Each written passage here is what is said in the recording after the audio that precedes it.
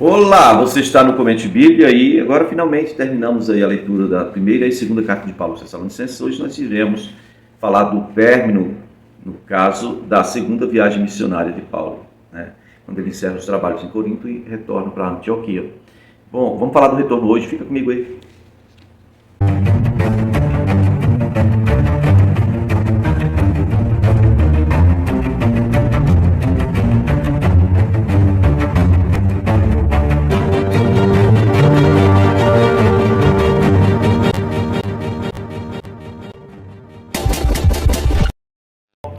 O texto você vai encontrar em Atos 18 ao 22, é o texto inicial. Você vai procurar também na Bíblia em ordem cronológica a página 1174. E nós estamos falando aqui no ano 54 depois de Cristo. Essa viagem vai ter a duração de 4 anos. Atos 18 diz: Paulo permaneceu em Corinto por algum tempo. Depois despediu-se dos irmãos e navegou para a Síria, acompanhado de Priscila e Áquila. Bom, onde ficou Timóteo e Silvano, que é Silas? Onde esses rapazes ficaram? Veja bem, é o costume. Paulo vai na frente e eles ficam instruindo, depois eles levam notícia para Paulo e Paulo retorna com eles para que eles possam levar cartas. Então Paulo sai de Corinto, certo? Aí diz que antes de embarcar rapou a cabeça em Cencreia devido a um voto que havia feito. Chegaram a Éfeso, onde Paulo deixou Priscila e Áquila. Ele, porém, entrando na sinagoga, começou a debater com os judeus. Isso não é um bom sinal. Pedindo eles que ficassem mais tempo, não cedeu, ele não aceitou. Mas, ao partir, prometeu: voltarei, se for a vontade de Deus. Então, embarcando, partiu de Éfeso. E ao chegar a Cesareia, olha aí, presta atenção. Ele não foi para Antioquia, tem um porto lá bem perto, mas ele foi para Cesareia Marítima, tá? Subiu até a igreja para saudá-la e depois desceu para Antioquia. Como assim? Subiu até a igreja de Jerusalém, gente. E depois ele desceu para Antioquia. Cesareia, descendo para Jerusalém, sul. Meus amados, o início da terceira viagem missionária você vai encontrar em Atos 18, no versículo 23. O ano 54, ele vai retornar, no caso de Antioquia, e vai para Éfeso. Início da terceira viagem missionária de Paulo. Atos 18, 23 diz: depois de passar algum tempo em Antioquia, Paulo partiu dali e viajou por toda a região da Galácia e da Frígia, fortalecendo todos os discípulos. Bom, aí tem um vácuo aqui na Bíblia em ordem cronológica, porque não está detalhando se o Timóteo e o Silas foram até lá, quanto tempo eles passaram lá. Esses detalhes... Bom, o que a gente sabe é que Paulo tinha prometido que iria voltar lá em Éfeso, se o Senhor permitisse. Está aí, versículo 23 de Atos 18. Passou algum tempo em Antioquia, partiu, viajou por toda a região da Galácia, da Frígia, fortalecendo os discípulos. Enquanto isso, um judeu chamado Apolo, presta atenção, surge Apolo. Lembre-se que Paulo tinha deixado, nesse mesmo ano, tinha deixado Priscila e Áquila em Éfeso. Timóteo e Silas, ninguém sabe, provavelmente ficou em Corinto, na Acaia, né, e Tessalônica. Corinto é uma das cidades da Acaia, a capital da Acaia. Tessalônica é como se fosse a capital da Macedônia, né? Aquela região ali, eles ficaram por ali. Pelo menos, dentro daqui, os relatos, a gente não acha mais ele. Versículo 24 diz que surgiu Apolo, ele era natural de Alexandria, e ele chegou a Éfeso. Ele era homem culto e tinha grande conhecimento das Escrituras, no caso do Velho Testamento. Não confunda as coisas, porque não existia Novo Testamento nessa época, não. Então ele foi instruído no caminho do Senhor e com grande fervor ele falava e ensinava com exatidão acerca de Jesus, embora conhecesse apenas o batismo de João. Meu Jesus, olha aí. Logo começou a falar corajosamente na sinagoga, onde? Éfeso, onde estão Priscila e Áquila, onde Paulo ficou de passado depois lá, né? Quando Priscila e Áquila o viram, convidaram-no para ir à sua casa e lhe explicaram com mais exatidão o caminho de Deus. Outro detalhe que a gente precisa entender é que, assim, dificilmente Paulo começou essa terceira viagem sozinho. Dificilmente. Eu não quero assim dizer para você que tenho certeza absoluta, não. É que a narrativa não diz quem é que saiu com ele, né? Mas, com certeza, Jesus nunca mandou ninguém sozinho para canto nenhum fazer coisa alguma.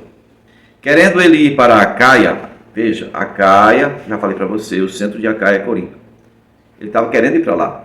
Os irmãos o encorajaram e escreveram aos discípulos que o recebessem. Olha bem, que legal, tem já isso aí, carta de recomendação, né? Certo? Ao chegar, ele auxiliou muito os que pela graça haviam crido, pois refutava vigorosamente os judeus em debate público, provando pelas Escrituras que Jesus é o Cristo. Atos 19, versículo 1. Em Éfeso. Enquanto Apolo estava em Corinto, que ele passou um pouco de tempo só em Éfeso, de lá ele já foi para Corinto. Enquanto Apolo estava em Corinto, Paulo, atravessando as regiões altas, chegou a Éfeso. Ele veio por terra, eu acho. Encontrou alguns discípulos, perguntou: vocês receberam o Espírito Santo quando creram? Eles responderam: não, nem sequer ouvimos que existe o Espírito Santo, não sabemos nem disso, né? Então, que batismo vocês receberam? Perguntou Paulo. O batismo de João, responderam eles, olha aí. E disse Paulo: o batismo de João foi um batismo de arrependimento. Ele dizia ao povo que cresce naquele que viria depois dele, isto é, em Jesus. Ouvindo isso, eles foram batizados no nome do Senhor Jesus. Quando Paulo lhes impôs as mãos, veio sobre eles o Espírito Santo e começaram a falar em línguas e a profetizar. Falar em línguas e profetizar. Presta atenção, a única pessoa que fazia isso em Jerusalém, aquela região da Judéia, era o apóstolo Pedro. Ele impunha as mãos e as pessoas recebiam o Espírito Santo. Né? Eram ao todo uns 12 homens. Começaram a falar em línguas e profetizar. Paulo entrou na sinagoga e ali falou com liberdade durante 3 meses, argumentando convincentemente acerca do reino de Deus. Mas alguns deles se endureceram e se recusaram a crer, e começaram a falar mal do caminho diante da multidão. Paulo então afastou-se deles e, tomando consigo os discípulos, passou a ensinar diariamente na escola de Tirano. Eita! Ora, se só naquele evento foram 12 que foram batizados, imagine quantos discípulos Paulo já teria, né? E aí, essa parte inicial foram 3 meses. Versículo 10 diz que isso continuou na escola de Tirano, isso continuou por 2 anos. De forma que todos os judeus e os gregos que viviam na província da Ásia ouviram a palavra do Senhor. Lembra das 7 igrejas da Ásia? Onde é que esse pessoal foi preparado, gente? Onde é que nasceu ali o grupo de liderança instruída, preparada, revestida do poder de Deus? Foi aqui na escola de Tirano. Provavelmente, né? Sob a instrução e direção do apóstolo Paulo. Verso 11 diz que Deus fazia milagres extraordinários por meio de Paulo, de modo que até lenços e aventais que Paulo usava eram levados e colocados sobre os enfermos, e estes eram curados de suas doenças, e os espíritos malignos saíam deles. Alguns judeus que andavam expulsando espíritos malignos tentaram invocar o nome do Senhor Jesus sobre os endemoniados, dizendo: em nome de Jesus, a quem Paulo prega, eu lhes ordeno que saiam. Os que estavam fazendo isso eram 7 filhos de Seba, um dos chefes dos sacerdotes dos judeus de onde? Éfeso! 7 filhos de Seba, que era um dos chefes dos sacerdotes judeus. Um dia, o espírito maligno, o espírito imundo, lhe respondeu: Jesus eu conheço, Paulo eu sei quem é, mas vocês quem são? Então o endemoniado saltou sobre eles e os dominou, espancando-os com tamanha violência que eles fugiram da casa nus e feridos. Quando ele se tornou conhecido de todos os judeus e gregos que viviam em Éfeso, todos eles foram tomados de temor e o nome do Senhor Jesus era engrandecido. Muitos dos que creram vinham e confessavam e declaravam abertamente suas más obras. Eita, olha aí, confissão pública, né? Grande número dos que tinham praticado o ocultismo reuniram seus livros e os queimaram publicamente. Olha aí, Éfeso, lugar de avivamento, hein? Libertação do ocultismo. Calculando o valor total, este chegou a 50.000 dracmas, olha aí. Dessa maneira, a palavra do Senhor muito se difundia e se fortalecia. Está muito parecido com a história do avivamento que houve lá em Samaria, quando Filipe estava pregando, né? O apóstolo Pedro veio e pôs as mãos sobre os que estavam ali, eles receberam o poder de Deus, né? Tinha o Simão o Mago, né, que queria também receber o poder de Deus. Mas em Samaria houve essa quebra de vínculo. Houve uma queima de livros lá também, como aqui, agora em Éfeso, né? Versículo 21. Depois dessas coisas, Paulo decidiu no Espírito ir a Jerusalém. Passando pela Macedônia e pela Caia, ele dizia, depois de haver estado ali, é necessário também que eu vá visitar Roma.